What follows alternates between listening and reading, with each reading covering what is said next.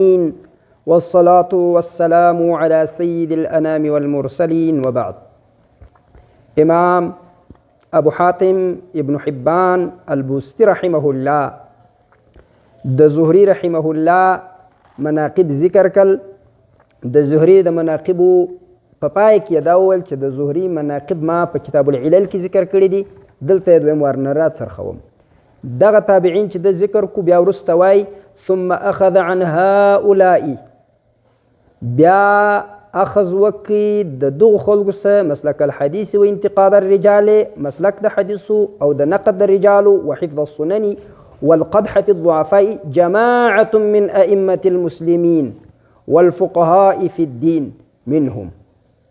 وای دغه د زهري و د سعید بن المسیب و د پلانو اول صحابه بیا تابعین بیا تبع تابعین د دغو مسلک بیا ونیوي.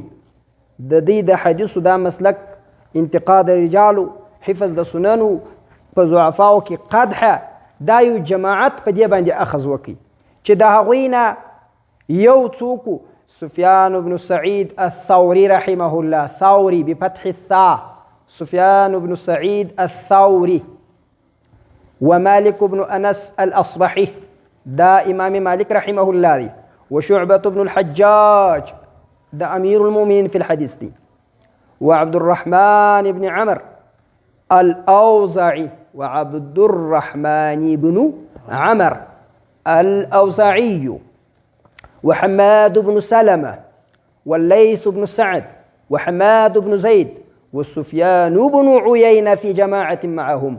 بیا دغه کسانو دا د زهري و د سعید بن مسیب و د محمد بن قاسم و د دې خلکو پیروي دی ونیوله. الا ان من اشدهم انتقاء للسنن واكثرهم مواظبة عليها حتى جعلوا ذلك صناعة لهم لا يشوبونها بشيء آخر 3 أنفس. مگر په دې کې ډېر انتقاد سننو چې کول او ډېر مواظبت چې پر سننو کوي، حتی چې دغسې دغه د سننو کار خپل صناعت خپله پیشه وګرځوله، داسې پیشه وګرځوله چې ګر سره بل شی په دې ګډاوي نه، فقهي بحث، منطقي بحث، کلامي بحث، نحوي بحث، صرفي بحث، نور مباحث د سره څېړل نه.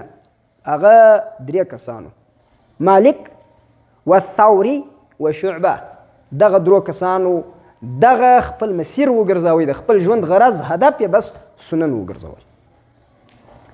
فاما مالک بن انس، هر چې مالک ابن انس دی، بیا د هغه په اړه دی روایات نقل کوي د ابراهیم بن المنذر عن مطرف، دغه څه روایت کوي چې دی وایي چې قال اشهد، زه شاهدي وایم، لسمعت مالکا یقول، ما د مالک رحمه الله ساوردل چې ویل به ادرکت بهذا البلد مشيخة من أهل الصلاح والعبادة محدثون ما سمعت من واحد منهم حديثا قط. په دې ښار کې ما ډېر هغه خلک ولیدل چې عبادت یې هم کوي، زاهدان هم ول، متقیان هم ول، خو حدیث هم بیانول، ما د یوه څه هېڅکله یو روایت هم نه دی کړی. څه وایي ما په دا شهر کې ادرکت بهذا البلد، ما ادراک وکړي په دې ښار کې مشيخة من أهل الصلاح والعبادة محدثون ما سمعت من واحد منهم حديثا قط. ما راته وکړي ژر کوي، ما په دې ښار کې د صلاح والا، د عبادت والا، متقیان خلک، محدثین ولیدل، خو د یوه څه مې هم روایت کړی. ښه معنا یې راته کوي، په دا معنا کې جلا لطف دی د دې خبرو، دا خبرې خپل لطف لري چې تی نسي احساسولی، بیا باید موږ تاسو بدعات پرېږدو. ښه فلما یا ابا قیل فلما یا ابا عبدالله، ولي ای ابو عبد الله، ولي ای امام مالک، ولي د نظم کوي چې محدث هم سي څوک، عمل یې هم صالح وي، عبادت هم کوي، نو په کار نه دی چې سړی روایت وکړي. دی وایي قال لم يكونوا يعرفون ما يحدثون، لم يكونوا يعرفون ما يحدثون، چې د کوم حدیث بیا بیانوي په پن نو دا خبره دلته دی بله یوه ډېره نکته درته کوي دا حدیث په وظیفو نه زده کېږي چې سړی وایي ما 50 زره واره دغه وکړي الله ووایي لطیفې مې ټولې ژوندۍ دي په دې باندې حدیث نه زده کېږي کشف مې ډېر خلاص دی په دې حدیث نه زده کېږي په قبرو کې مړی را معلومیږي چې په دې ځای کې ولي پټ دی که غیر ولي پروت چې لمانځه کې په اول صف کې ولاړ یم چې په اخر صف کې د ذکر والا راسي وایي زه په پوهېږم تاسې زوی مړي دي د الله په ملاقات کې ولاړ نو دا د الله ملاقات پر کومه ولاړئ وایي چې په اول صف کې ولاړ دروغونه وایي چې عقل کار پر پرېږدي وایي د لمانځه په یو سړي خپل ذاکر و ما ته دا ویله یو وار خو د هغوی د مناقب راته ذکر کړل چې زه د ذکر والا سره کښېنم دستي را معلومېږي هغه خو صحیح دي هغه در هغه ځای پورې سالمه ده صحیح دي ته سره معلومېږي د دوی پند دي خو دا بیا څه معنا لري زه چې د لمانځه په اول صف کې ولاړ یم چې په اتم صف کې بل مرید راسي ما ته په اول صف کې درک راکوي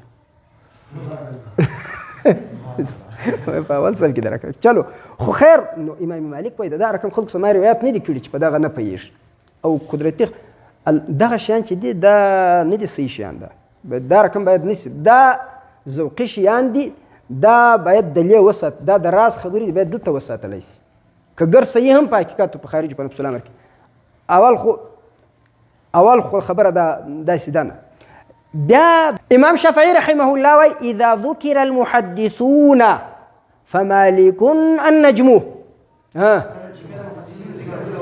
مالک پکې ستوری دي او امام شافعي رحمه الله وایي ما كتاب بعد كتاب الله أنفع من موطأ مالك رحمه الله ده كتاب الله ورست أنفع در موطأ أنفع كتاب نسته خو علماء دا خبره کوي چې دا هغه وخت وه چې بخاري نو لیکل سوی خو بیا زموږ په علماو کې شیخ محمد عوامه حفظه الله هغه پر دې ورسره راټینګ سوی دی چې دا خو امام مالک صاحب په د بخاري بعد نه و ژوندی چې اوس سړی د امام شافعي رحمه الله نه و ژوندی چې اوس سړی معلومات ورسره وکړي چې ستا دغه هم پکې مراد ده که دې نه ده پکې مراد ورسره راټینګ سوی دي خو به هر حال د ده خبره خوند نه کوي به هر حال چلو دا او عبدالرحمن بن مهدي رحمه الله وایي ما نعرف كتابا في الإسلام بعد كتاب الله أصح من موطأ مالك دي کوم دغه خبره او امام مالک رحمه الله مدینه منورې ته په نورو ځایونو باندې د ترجیح کوم نصوص چې دي څه هغه هم راوړي دي او بل ابن وهب دا عبدالله ابن وهب دی هغه وایي لقيت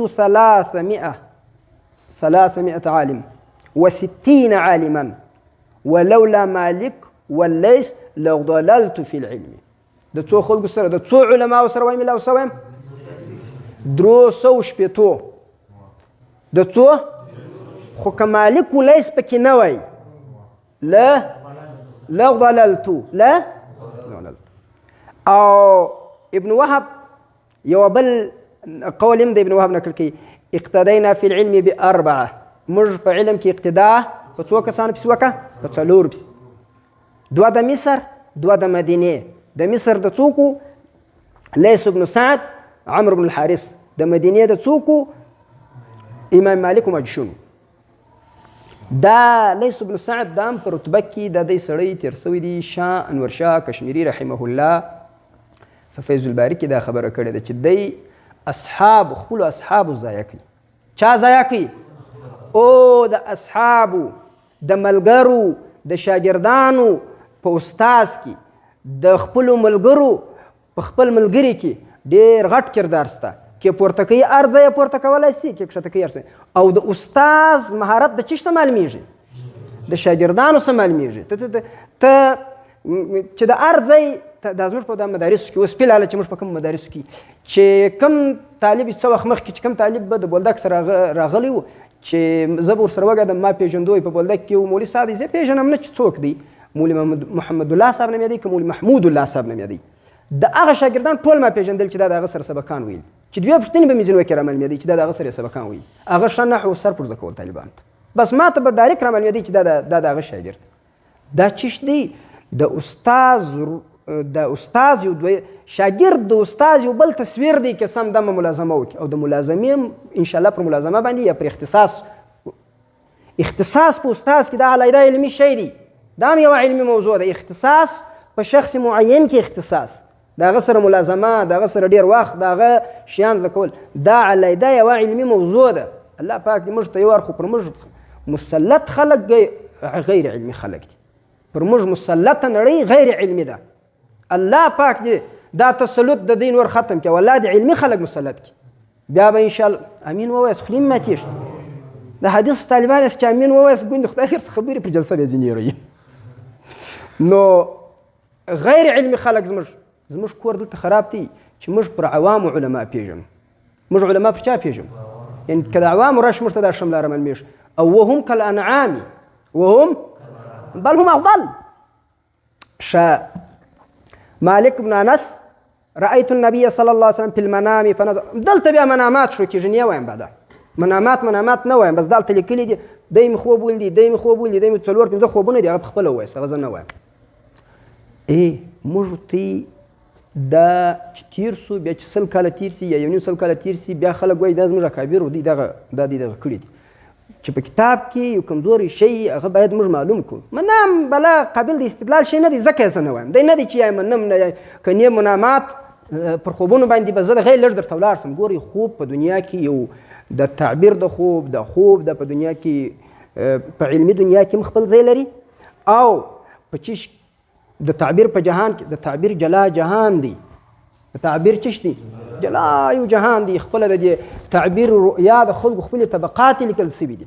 ابو بکر صدیق رضی الله عنه هم په دې کې و، رسول الله صلی الله علیه وسلم هم په دې کې و، بیا ابن سیرین و، بیا زموږ په علماو کې بیخي ډېر خلک تېر سوي دي. او خوب د خوب لیدونکي د رتبې سره هم کار لري، د سوچ د فکر سره هم کار لري، د موسمیاتو سره هم کار لري. هغه چاته به خوب نه وایي چې په موسمیاتو نه پوهېږي، هغه چاته به خوب نه وایي چې په چا نه پوهېږي، چې ډېر اوږد علم نه لري، د تفسیر سره نه پوهېږي، د حدیثو سره نه پوهېږي، فقهي مزاج نه لري، او ستا حالات نه یې ور معلوم. دې خلکو ته به خوب نه وایه. او خوب څونه ګورئ، زه دې ته یو خبره کوم. یوسف علیه السلام چې خوب ویني، إني رأيت 11 كوكبا والشمس والقمر رأيتهم لي ساجدين. وکنه هغه بل چې خوب ویني، باچا چې خوب ویني څنګه ویني؟ مولوي رشید احمد صاحب وایه څنګه؟ إني أرى يأكلهن 7 عجاف و7 سنبلات. هغه بیا غویان په خوب ویني، وږي په خوب ویني، شنګیا په خوب ویني، وچوالی په خوب ویني، ډنګر وچا غویي په خوب ویني. صحیح ده؟ او په جیل کې چې کوم خلک ناست دي هغه بیا څنګه خوب ویني؟ عصر خمران ویني په خوب باندې. او هغه بل بیا چې خوب ویني، إني أراني خوب. دا د سره ګوره د یوسف علیه السلام نبی دی، د نبی رتبه دا ده چې د لمر سپوږمۍ ستوري د شان دا دی. او هغه بل باچا دی، هغه د خپلو عوامو په برابر باندې خوب. دا بل زوی مړو سره خالي د ځان غم ورسره دی، د خپل ځان په اړه خوب ویني. خوب چې خوب ویني په دې کې ما یو سماعي کلام دی چې ابن سیرین رحمه الله ته یو سړی رالی ول ما خوب لیدی، اور مې په خوب لیدی. هغه ابن سیرین رحمه الله الله به دې کارونه ډېر ښه برابر کړي. نو بره وروسته بیا داسې یو څوک ورسره ناست و، هغه هم بل ځای ته ولاړی، بره خو د هغه هم د خوبو تعبیر زده سو. بره چا اور په خوب لیدلی دی، ده ته یې وویل چې زما خو داسې خوب لیدي، اور مې په خوب ولیدی. نو څنګه د هغه ورته کار به دې ډېر برابر سي. هغه چې ورځ پر تېرېږي کار یې خرابېږي، وروسته بیا ابن سیرین رحمه الله ته ورغلی چې دا رقم مې خوب ولیدی، دا رقم پلاني سره ده. ورته دا زوی مړ په هغه وخت کې زما سره ناست چې ما یې چاته دا تعبیر ورکړي. هغسې خوب لیدلی و، هغه په یخ کې لیدلی و. په یخ کې خو نو اور نعمت دی، تاسې لیدلی دی، زوی مړ یې په جون جولای کې دی لیدلی دی. په دا وخت کې عذاب دی، د علم موسمیاتو سره، د خپل خوراک سره، د خپل سوچ سره، ستا د مخالفینو سره. یو وخت خلک ډېر ستا مخالف وي، نو ستا فکر، ستا سوچ، ستا طرز یو رقم جوړ شي. په دې وخت چې ته خوبونه وینې د دې حالت کېدلی سي مارانې، کېدلی سي ته بیریږې، کېدلی سي ستا پسې دښمنان درځغلي. یو وخت داسې ده چې تا ته ماحول ډېر ښایسته برابر سي، خلک ستا دوستان سي، هر څوک تا قبلوي، داسې وخت سي. نو په دې وخت کې تا ته د خوشحالۍ خوبونه راځي، دا ستا د حالاتو سره ډېر کار لري. خیر دا خو در خوبو یو کوچنۍ کیسه شوه، دا کیسه به لا پسې پرېږدئ، دا م اوس ما هسې دغه یې وویل. یوه خبره دا ده چې دغه شیان به نه د خوبو ته د خپل خلک باید ولري، په خپلو ځایو کې باید بیان شي. دا رقم هم نه شي چې بلا نو علیده د خوبه سوي استدلال جوړ شي. بلا که یوه شیخ عبدالقادر جیلاني په خوب ویلي دا بل پسې ورغورځي سیده حضرت علي رضی الله عنه هغه چې علي رضی الله عنه په خوب ویلي دا بل ورځغلي فاطمه رضی الله عنها په خوب ویني. فاطمه علامه الوسي رحمه الله وایي، علامه الوسي رحمه الله روح المعانی کې وایي نن زما خیال د مطالعې ذوق خلاص دی. دا ډېر وخت خبره ده، که ته بیا کتله روح المعانی کې دا خبره پیدا کولی شي. روح المعانی وایي، الوسي وایي په روح المعانی کې وایي فاطمه چې در دغه در مریم افضله ده. فاطمه اصل هلته بحث دا دی چې فاطمه افضله ده که عایشه رضی الله عنها افضله ده، داسې یو بحث روان دی. بیا په نساو کې څوک افضله ده، دا په دې بحث کې دی باره دا ځای ته هم ځان برابر کړی دی چې فاطمه افضله ده که څوک مریم. بیا دی وایي فاطمه چې ده دا افضله ده در مریمی علی تقدیر نبوتها، چې هغه نبیه هم سي، د هغې په نبوت باندې قول چا کړی دی در معلومیږي؟ علامه نه در معلومیږي؟ نو دی خو وایاست چې نه را معلومیږي. ښه ټیک، ما سړی ته بیا وروسته وایاست چې موږ ته هم را معلومېده. علامه قرطبي په کړی دی قول. چا په کړی دی؟ علامه قرطبي. نو دی وایي چې فاطمه در مریمی هم افضله ده علیه السلام علی تقدیر د دې د نبوت پر تقدیر هم باندې افضله ده. ولې؟ لأنها بضعة من رسول الله صلی الله علیه وسلم، ځکه دا د رسول الله صلی الله علیه وسلم څه ده؟ ټوټه ده، ها لختې جګرې دی، ځکه باندې افضله ده. خیر دا خو هغه پخوانۍ مطالعه وې، په لپس پرېږده دا کیسه. یوه بلې خبرې ته راځم، موږ باید هغه څه وکړو چې راتلونکی نسل د موږ څه بدعات نه واخلي. سږ کال ما یوه خطا وکړه، چې مې وکړه اوس زه دا پیلاله اوس هغسې زه رجوع کوم او ټول عالم ته وایم چې زه رجوع کوم. ما طالبانو ته چپنې ور په غاړه کې ملایانو ته هغه د دې محبت و، هم د دې نیت دا نه و چې عبادت دی یا تبرک دی، دغه زما سره محبت دی، را سره لګېږي وکړي موږ په دا نیت باندې، او د هغه ویډیو وسوه هغه دغه سوه. دا به بیا څه زمانې وروسته بیا به د دې دپاره لیده حضرت راغوستل کېږي، خلکو ته به چپنې ور اغوندي. وروره کوشش وکړئ په چپنو کې شی لا ولاکه سته، دا ګرد رسمي شیان دي. چپنې هېڅ عبادت نه دی، دا هېڅ د ثواب نیت موږ نه دی کړی. زموږ سره محبت و د اعزاز و د اکرام دپاره مې دا کار کړی دی. نور په دې کې بیا دی نه چې سبا بیا خلک وایي چې دا خو زموږ اکابرو کاوي، ځکه 100 کاله بعد خو ته پر تا باندې دا نوم بیا ولاړېږي. نو په دې وجه باندې د اوس خلک باید ټینګ محتاط اوسېږي چې دی بره نور شیان نه کړي ورزیات. د دا تیرو زیات څه ولا ولاکه ضرورت شته، د ډېرو زیات څه ضرورت ولاکه شته. مهم شی چې شته مولوي نصرالله صاحب چې موږ ته څه وکړو، محنت وکړو، کوشش وکړو، یو بل ته دعا وکړو. دا په چپونو کې څه شته؟ تا یې اغوستی یا نه در اغوستی چې د کوم هدف دپاره ما کړې وه هغه هدف هم نسو کې پوره. وروسته به بیا دی نه بیا وروسته چې زه خپله رجوع کوم د دې کار څخه، او قطعا به بیا ونه کړم، قطعا به بیا ونه کړم. په پوه شوې زما په خبره؟ نو دا زما چی شته ټول ووایاست، دا زما چی شته؟ رجوع. ته یې هم را سره ووایاست چی شته؟ زه تاسو شاهدان جوړوم راتلونکي نسل دپاره، د ټول ملت د ټول امت دپاره، او د الله رب العالمین په حضور کې، د رسول الله صلی الله علیه وسلم په حضور کې چې دا کار ما خطا کړی دی، ما دا رجوع وکړه. وسو سبحان ربک رب العزة عما یصفون.